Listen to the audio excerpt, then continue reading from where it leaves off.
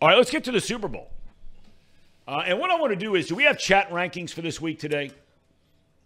No, we don't. No. We don't. We knew that the news was going to be happening. We didn't know how we were going to end the show. Yeah, Okay, so all right. So I got a few things. I want to save this. We'll talk about anything we want to talk about for about the next, 35 minutes. And then I want to make a few additional comments near the end.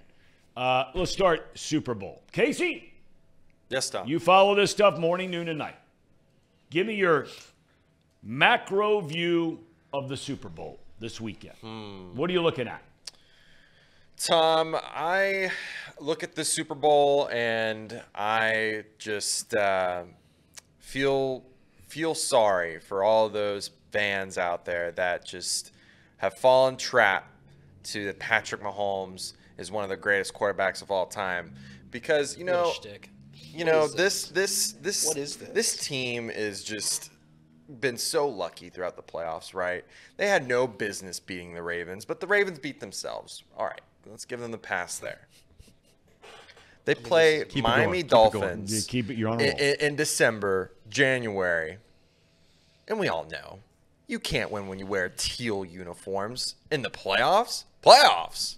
Dolphins? Playoffs? Come on. Can't do it. Come on. Can't do it.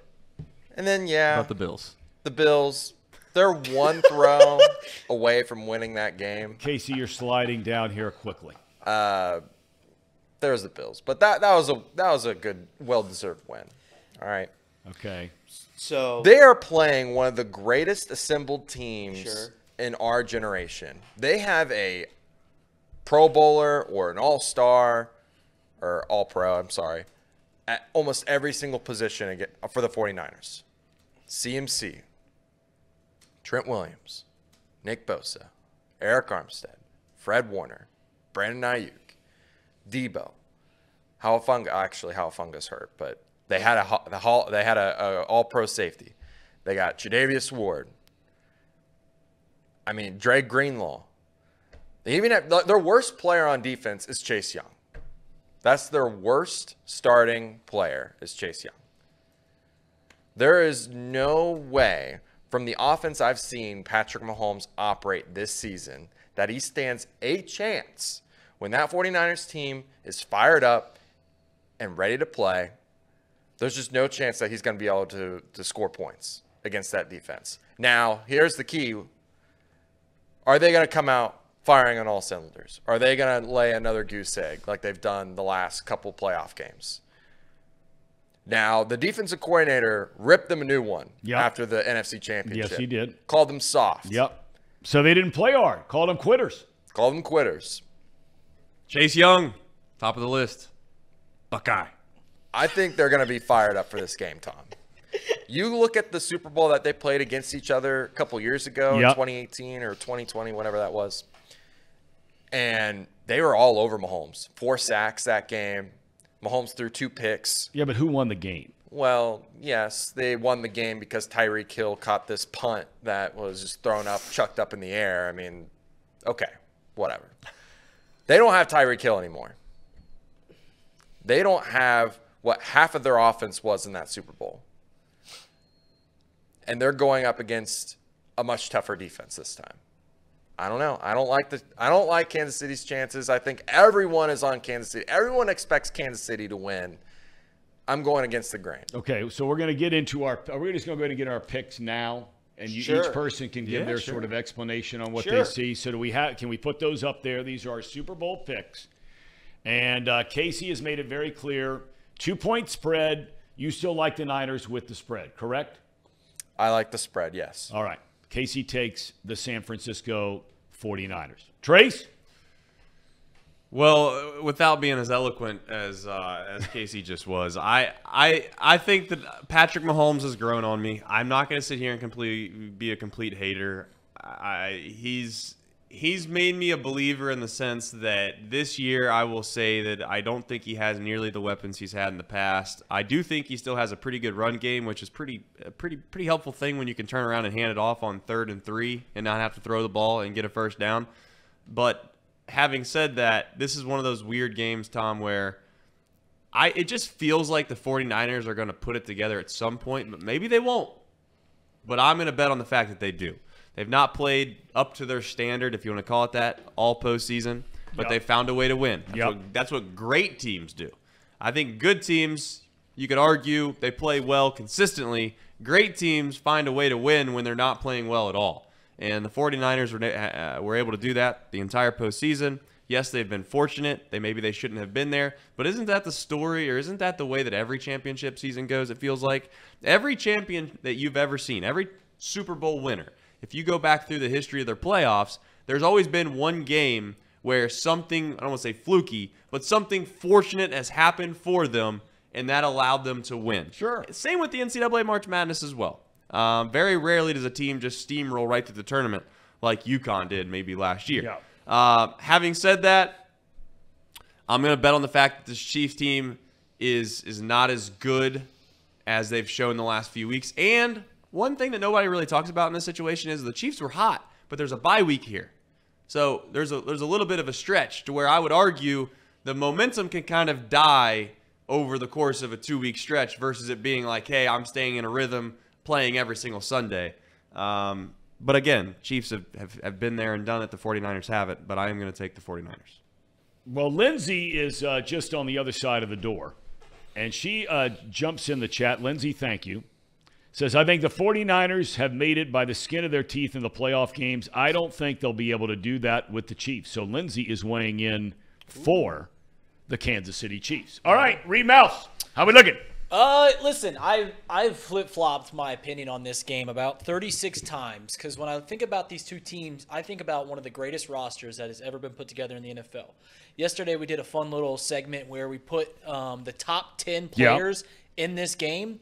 And when you look at the players that are playing this game, there's possibly 10 future Hall of Famers playing in this game. Last year had a stacked roster between the two teams, between the Eagles and the Chiefs. But this year is even better just because of how many big names are on the 49ers.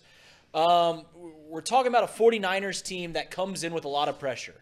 I think that they have significantly more pressure than the Kansas City Chiefs. The Chiefs have been there. They've won the game. They've not been labeled the best team in the league all season long like the 49ers have. I think there's a lot of pressure on Kyle Shanahan. I agree with you. Kyle Shanahan, of course, lost the game, the 28-3 game. Tom Brady versus the Falcons. He was the offensive coordinator. He was the one that was slinging it around, lost that game. They get to the Super Bowl when he's the 49ers head coach, and they don't show up and play well. So now when you get to the game a couple times and you're not able to get over that hump, you start to overthink things. And I think Kyle Shanahan is without a doubt one of the greatest coaches in the game currently. Yep. But he is overly reliant on his play sheets. The one thing that I do love about the 49ers is we haven't seen them play from behind before this postseason. Yep. And they did that in both their postseason games. Yep. I would say the 49ers haven't played well over their last 3 most important games. They played terrible against the Ravens. I don't think they played very well. They were lucky to get a win against the Packers, and then they stormed and played a second half against the Detroit Lions. They are the better team. There's no doubt about that. But you're taking the team that has way more pressure on them.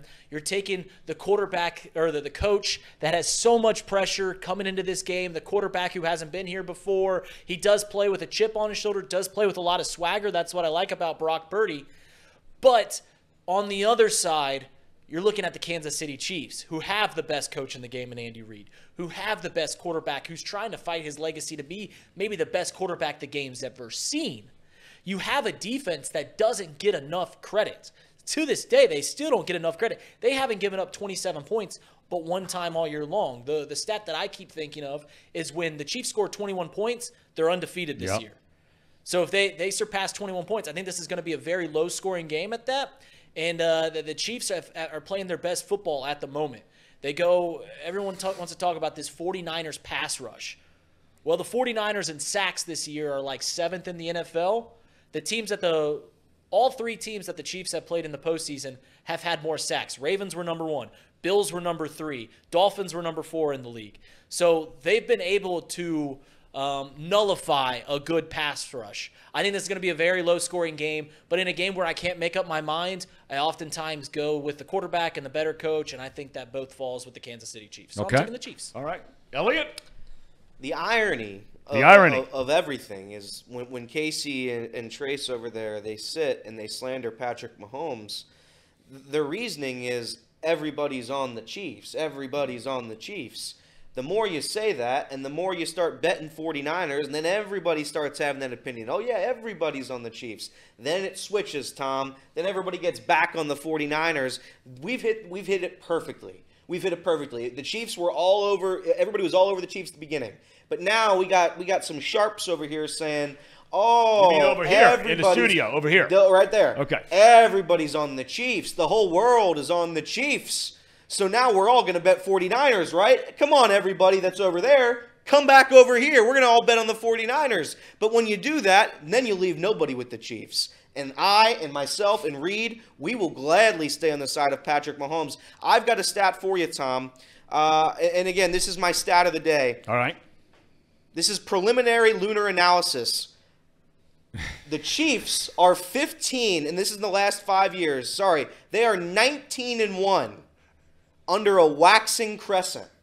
A waxing crescent. The day of the Super Bowl, you ask, what is it? A waxing crescent. The Chiefs have lost one game in the last 5 years. It was, let's check that year. That was 2021 against the Buffalo Bills. That was the last time they lost a game in 20 tries on a waxing crescent condition. The Chiefs are going to win this game. The 49ers, yes, they've proven that they can come back against the Lions, against the Packers. This is the Kansas City Chiefs. I dare them to get down 20 points. I want them. I'm begging them to get down 17. Nobody's ever come back from that. I want them to try to come back from 17 against Patrick Mahomes in that defense. I beg them. I'm going to take the Chiefs all the way to the bank. I bet on the Bills. I bet on the Ravens. Every time I bet against Patrick Mahomes, I fail. That's right. I'm not getting suckered into this bet anymore. I'm taking the Chiefs. The Chiefs are going to win this Super Bowl. Patrick Mahomes will cement himself as the second greatest quarterback in the history of the sport. And Trace and Casey over there will slander his good name until the day they die, and that's fine. They will die on their little hill. But me personally, we are going all the way to the bank. So everybody, please, I'm begging you, please keep saying that the 49ers, nobody's on the 49ers, everybody's on the Chiefs. Because the more you say it, the more people will go over to that losing side, leaving my pick open for a W. For big cash. That's right. Easy W. Kansas City Chiefs win. You need to donate your brain to science. I should. It would be worth millions. For those of you wondering, Elliot broke this out a couple of weeks ago before the championship games about the different phases, if you will, of the moon. Okay? And you just said the Chiefs in the last 20 years only once has Kansas City lost during what is called the waxing crescent moon. That's correct. Okay, now what does that mean? Now this is actually something all of us could probably take a little something from. Obviously the Chiefs have. The waxing crescent phrase is often referred to as the rebuilding phase. Okay? That's what it's often referred to. Once the moon has reemerged with new energy. I love that, right? Energy. New energy. It's the perfect time to set new intentions for the month ahead and work on self-improvement. So, how does a waxing crescent moon affect you? Good okay. question. A lot of people are asking. It lights a fire under your tail. That's the definition. Charging you with energy and ambition to go out and get it done. You're saying the Chiefs get it done. 100%. And by the way, if you rode my moon pick with the Lions, you covered that bet. They covered the spread in all of I believe it was the waning crescent. That was the waning. So the moon bet won there. It's going to win again. 19-1, waxing crescent. We'll see you on Sunday for an easy dub. And everybody's going to doubt this little moon nonsense. That's fine. You can doubt it. And you can keep saying that the Chiefs, everybody's on the Chiefs, blah, blah, blah, blah. I'm going to win. The same people that are doubting the moon logic don't believe in horoscopes, and that's where they're going wrong. That's exactly right. Where you're right. Us Tauruses, we stick together. We know what it's about. We know our astrological signs. That's right. Okay. All right. Tom, you were the tiebreaker here. Well, look, I sit there and I say to myself, there was a time not too long ago, and it's hard for people to remember this, but there was a time not too long ago, and I was announcing games in the league when Andy Reid was a head coach in Philadelphia. He's there for better than a decade. They're getting to NFC championship games. They've got Donovan McNabb. They've got this incredible defense, right? But they can't win the big one. And everybody started questioning Andy Reid. And Philadelphia said, we're done with this. He's fired. People forget Andy Reid was fired in Philadelphia, okay? Peterson comes in. They win a Super Bowl, right? Oh, see, Reid. Okay, so Reid goes to Kansas City. He's considered to be one of the best coaches in the game. He goes there, and what happens? He gets in the playoffs a couple times with Alex Smith there, and then what happens? He gets even a far better quarterback than Donovan McNabb was. And McNabb was one hell of a player. He really was. Tough guy, gave you everything he had. I mean, one of the great warriors in Philadelphia sports history. But everybody will remember he never won the Super Bowl. Andy Reid never won the Super Bowl. Until what happens? You get the best quarterback. Bill Belichick won Super Bowl after Super Bowl after Super Bowl. Why? He had the best quarterback. I love Brock Purdy. I have been his biggest defender around here. I think the guy's going to be a great player. Me and Reid have been on his, blazing that trail for 2 years now. That's right. But look, there's no way on God's earth. I'm with you guys. There is no way on God's earth that were I a gambler. And I have said that I have had in my life at one point in time or another, if not right now, every vice there is known to man. Mm-hmm. I've had them all. Had them all. Wish I could say otherwise, but had them all. The only one I haven't had is gambling. If I were a gambler, and so I'm speaking from no experience here, so maybe what I say you just throw out the window. It's fine. There's no way on God's earth I'm betting against the Kansas City Chiefs. I think as an underdog, he's like 10-1 outright. Patrick Mahomes is. So. Tom, can I ask you to do something for me? Whatever you need. And this is with love, and this is with respect. No, then that means it's about to be something probably not so. I am not a good gambler. But based on your picks this year, you are the world's worst gambler. So what I'm going to have you do is switch your pick so I can win my bet. Can you do that for me? You can have morally in your heart, you know the Chiefs are the better team, but I just like it up there to say that you took the 49ers. Then the Niners, I bet the ranch on. I bet it all on the Niners. Right. Now we're good. Now I feel great. That's basically why me and Trace feel so good over here. Well, no. You didn't. The two worst gamblers in the room over here is just completely all over the Chiefs. So. No. I'll tell you one thing I've never said. I've never said I was nervous once Elliott's was on the opposite side of me. I've never once thought, oh man, Elliott, he's on the other side of this. Maybe I should rethink it. That's never been a thought. You're gonna feel real bad. You're gonna feel real silly when I walk in here. I put 30 big bucks on the Chiefs to win. When I come in here with $27.50 because of the Vegas thing. If I come in here with $27.50 on Monday, you're gonna feel real stupid. Are you gonna take him to cover or win outright? Cover. I'm not playing that nonsense. I feel like so confident he wants those 2 points. Here's